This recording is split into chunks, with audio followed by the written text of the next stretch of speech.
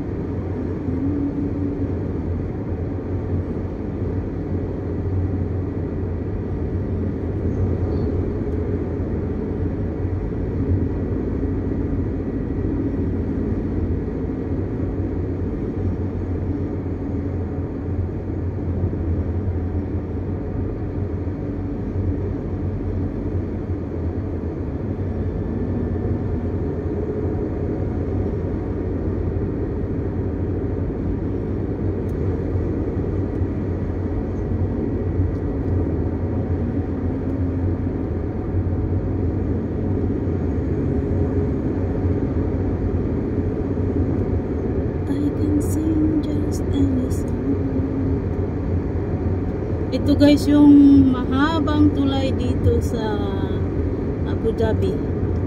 Ang nag-uugnay sa Abu Dhabi City to Al Reem Island. Mahabang tulay. It takes 11 minutes para makatawid. Nangisda kami dyan dati, tumawid kami ng bangka sa likod lang ng nitong Al Reem Island.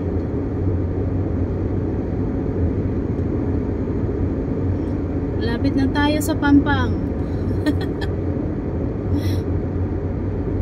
Shout out guys, shout out sa mga subscribers and likers and bashers.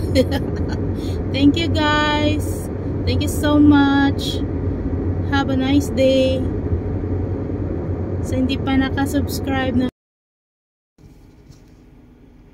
Hi guys, andito ulit tayo sa aking tambayan. Tambayan ni Berto. Tambayan ni Ping. Ayan. So, shout out sa inyo.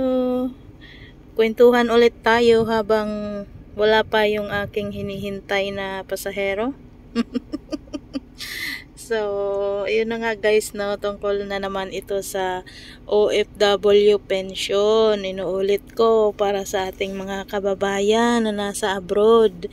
Kailangan daw maka 15 years kayo sa abroad na nagtatrabaho para may pension kayo pagdating nyo ng tamang panahon. Kailan nga ba ang tamang panahon? Pagsapit nyo ng edad 60 years old. Ayun. So, yun. Kailangan, guys, dahil mga bata-bata pa tayo, kayo lang.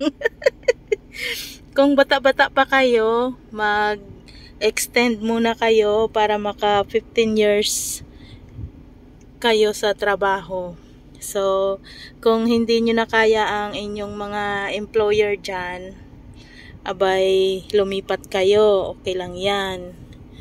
Lumipat kayo ng amo or company kung hindi maganda. Ganun. Para umabot kayo ng 15 years old. 15 years. Ano ba yan? 15 years sa sa abroad. Ang oras ay 3:23 ng hapon. Meron pa ako mamaya hanggang gabi na naman. Kaya naman guys, paki-like naman ang aking video at pa-subscribe na rin sa aking mga kaibigan dyan na hindi pa nakasubscribe. Kung unsubscribe ninyo ako, i-subscribe nyo ulit. Wala namang bayad mag-subscribe guys. So, ano lang tayo, chill-chill lang mga kapatid, chill-chill lang, 'di ba? Ayun, sino na dito ang maraming taon na sa abroad? Malapit na mag 15 years. Malapit na kayong malapit na kayong magkaroon ng pension, pero kung kayo ay nasa edad 40 pa lang, tapos naka 15 years na kayo sa abroad, o diba, may 20 years pa na hihintayin bago nyo makuha ang inyong mga pension na 5,000 pesos. Alright, 5,000 pesos ang ating pension buwan-buwan sa Pilipinas. Kaya may time pa para mag-ipon at mag-for good. At sa Pilipinas nyo na hintayin ang inyong 60 years old. Mag-start ang inyong mga pension dyan. So, gusto ko lang ipakita sa inyo guys ang aking binili sa mall. Sa grocery mall. Ang aking binili kanina. Eto siya. Bumili ako ng pan. Gustong gusto ko to kasi malambot.